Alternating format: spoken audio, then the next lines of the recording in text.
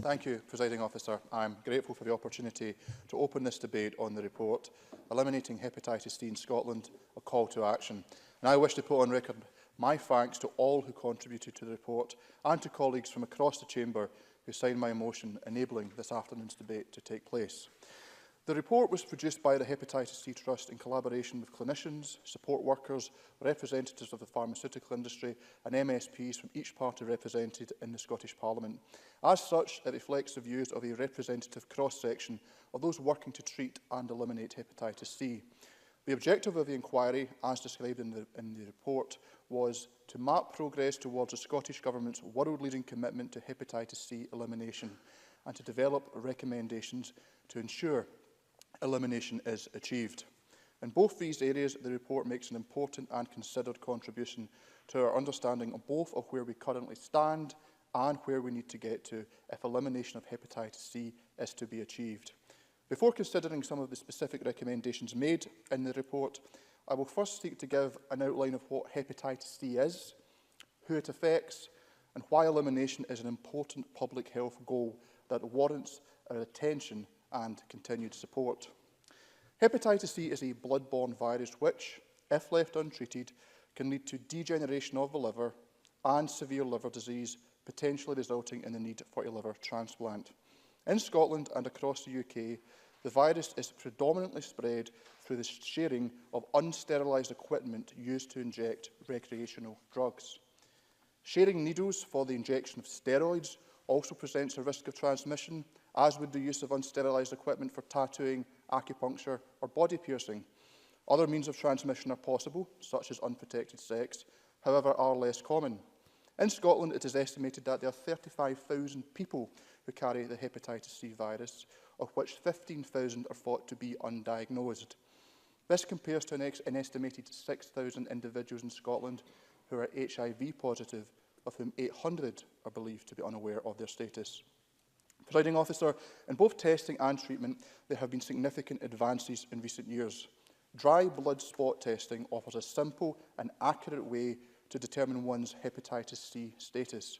Treatment is now highly effective, safe, and of a relatively short duration. However, this was not always the case. Prior to the introduction of all oral, direct-acting antiviral therapies, treating hepatitis C commonly required a long and demanding regime of interferon, which was often ineffective and could cause severe and debilitating side effects. Therefore, it was not uncommon for people with hepatitis C to be unable to complete a treatment regime. Indeed, some chose actively not to seek treatment due to the potential of an adverse reaction. This is understandable, particularly given that many people with hepatitis C are initially asymptomatic.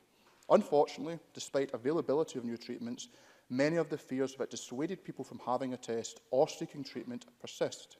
It's therefore vitally important that we, as individual MSPs and as a Parliament, send a clear message. If you think you may have been exposed to hepatitis C at any time in your life or are concerned about your status, please reach out and seek support. This could be to a GP or other health professional, or to one of the excellent support charities such as Hepatitis Scotland, the Hepatitis C Trust or Waverley Care. Whatever way you wish to engage and seek support, the important thing to remember is that there is no need to worry in silence. Presiding Officer, this last point I made speaks to the first area of focus in the report, the need to raise awareness. As I have indicated, it's estimated that there are over 40% of those living with hepatitis C in Scotland do not know their status. Some may suspect and others may have no inclination at all. For those who are concerned that they may have been exposed to hepatitis C, one of the key barriers to testing is stigma. While recognising that stigma has decreased in recent years, the report states that stigma was reported as being still highly prevalent and considered more significant among some groups than the stigma attached to HIV. The effect of such stigma can be to prevent individuals from accessing testing for the virus, with some refusing to even consider the idea that they could be infected due to fear of being stigmatised if diagnosed.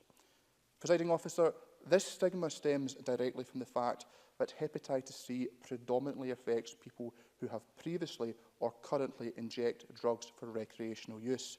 It therefore reinforces calls to recalibrate thinking on substance misuse and understand it as a public health issue. The report also highlights the need for awareness raising among other less known at-risk groups, such as users of image and performance-enhancing drugs, men who have sex with men, a group where awareness of hepatitis C is often lower than awareness of HIV, and the South Asian community, where there is a higher prevalence within the wider population due to the widespread reuse of needles and razors in some South Asian countries. To address these challenges, the report makes a series of recommendations. First, it asks the Scottish Government to investigate the feasibility of a national awareness campaign. Secondly, it calls for high-profile public figures to use World Hepatitis Day, which takes place each year on July 28th, as an opportunity to speak out, publicly highlighting risk factors, the importance of testing and ease of treatment. And thirdly, to target awareness-raising messages to the lesser-known at-risk groups.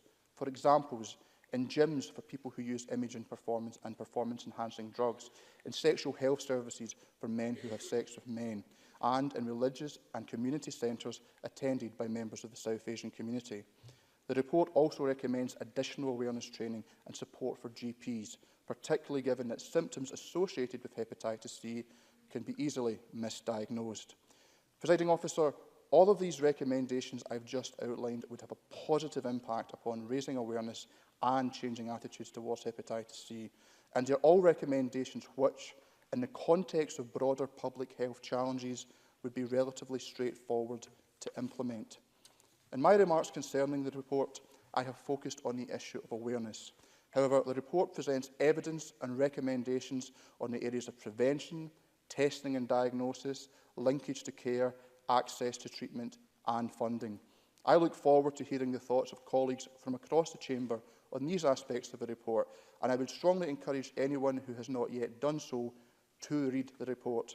Presiding Officer, in concluding, I wish to make clear my view and that of all those involved in producing the report, that we have a truly great opportunity in Scotland to continue to be world-leading in the treatment of hepatitis C and achieve elimination by 2030, and perhaps even sooner. We must not let this chance slip from our grasp. Let us redouble our efforts, make elimination a reality, and consign hepatitis C to history.